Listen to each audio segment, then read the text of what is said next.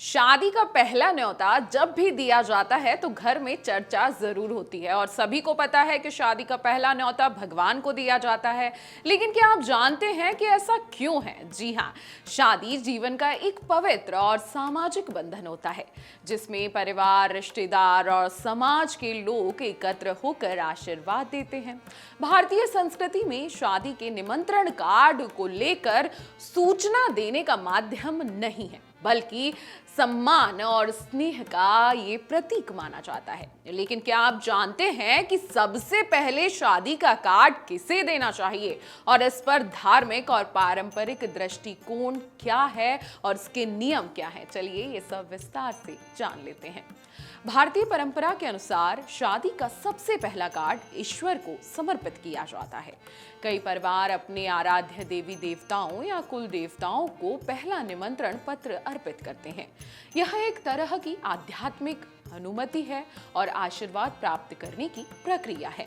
कुछ लोग मंदिर जाकर विशेष पूजा के साथ यह निमंत्रण अर्पित करते हैं। मान्यता है कि इससे विवाह में कोई विघ्न नहीं आता और वैवाहिक जीवन शुभ रहता है। जैसा कि अब हम सभी जानते हैं कि शादी का पहला निमंत्रण भगवान को अर्पित किया जाता है या अपने इष्ट देवी देवताओं को।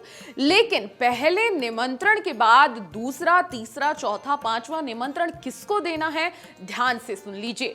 दूसरा निमंत्रण आपको ईश्वर के बाद देना चाहिए पंडित और गुरुजनों को। जी हाँ, ईश्वर के बाद दूसरा निमंत्रण उन पंडित या गुरुओं को दिया जाता है जो विवाह संस्कार संपन्न कराते हैं। यह भी धार्मिक दृष्टि से आवश्यक माना जाता है क्योंकि इनकी उपस्थिति और आशीर्वाद विवाह को पूर्ण बनाते हैं। अगर परिवार में कोई आध्यात्मिक गुरु या संत हैं तो उन्हें प्राथमिकता दी जाती है। इसके बाद आपको बुजुर्ग और रिश्तेदारों को कार्ड देना चाहिए। जी हाँ, इसके बाद निमंत्रण क्रमशः घर के बुजुर्ग सदस्यों जैसे दादा दादी, नाना नानी, चाचा चाची, मामा मामी को देना चाहिए।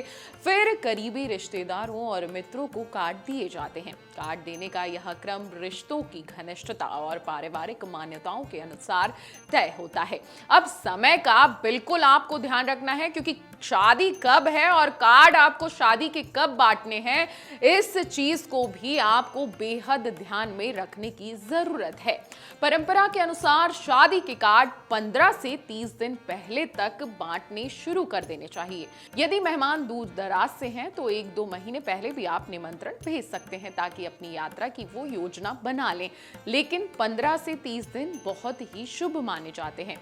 अब ऑनलाइन निमंत्रण की स्वीकृति आजकल बहुत हो गई है। जी हाँ, आज के डिजिटल युग में लोग व्हाट्सएप या ईमेल के माध्यम से निमंत्रण भेज देते हैं जो व्यवहारिक रूप से सही हो सकता है, लेकिन परंपरा के अनुसार खास रिश्तों और वरिष्ठों को व्यक्तिगत रूप से ही कार्ड देने चाहिए। ये शुभता भी लाता है और जो शादी हो रही है उनकी चीजों को, उनकी गरिमाओं को और स्नेह प्यार को बनाए रखता है। शादी के निमंत्रण कार्ड सिर्फ एक औपचारिक नहीं बल्कि आपकी भावनाओं और पारिवारिक मूल्यों का प्रतिनिधित्व करते हैं। इसलिए कार्ड देने की प्रक्रिया में धार्मिक परंपरा और सामाजिक अनुशासन दोनों का ध्यान रखना बहुत जरूरी है। अगर आप भी जल्द ही किसी विवाह के योजना बना रहे हैं तो इस परंपरा का पालन करें। अपने आयोजन और अधिक पवित्र और शुभ बनाने के लिए इस क्रम से ही अपने यहाँ के शादी के कार्ड बांटें। ये बहुत ही ज्यादा शुभ होता है और हमारे हिंदू धर्म में जो भी चीजें धर्म के आधार पर, परंपराओं के आधार पर की जाती हैं वही सफल होती हैं और वही शुभ होती हैं।